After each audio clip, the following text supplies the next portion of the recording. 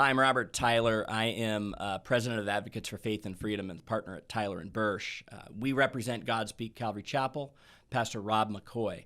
I'm recording this because there's a lot of misinformation out there with regard to a hearing we had today. Today, the county of Ventura brought a motion for contempt against Pastor Rob McCoy and the church, as well as seeking an order for the church to actually be closed, directing the sheriff to close the church. Now, we had a restraining order hearing last Friday, and at that hearing, the court granted a restraining order telling the church you can't have any more meetings. Now, I believe that order was unconstitutional in and of itself. So does our client.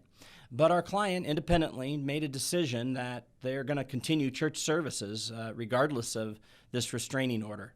Now, it's my job as a lawyer to do everything I can to defend them, and I believe that constitutionally history will turn, and we're going to realize that our client was right in the long run. The fact that this risk of COVID-19 is so small, just like I talked about in my last video. We are going to continue to fight. Come August 28, there will be another hearing.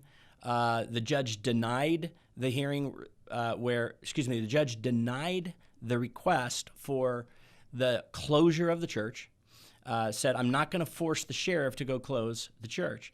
He said, I think that's a step too far in balancing the Constitution with this issue of COVID-19. So there'll be a hearing on August 28 where a decision will be made as to whether or not there will be sanctions issued and levied against the church in Godspeak Calvary Chapel, whether or not there'll be a contempt ordered against them. We'll continue to battle against that. We're going to continue to battle on behalf of the churches and the 3 lawsuits that we have here across California in federal courts challenging these COVID-19 regulations that we all know are just simply unconstitutional, a violation of the free exercise of religion.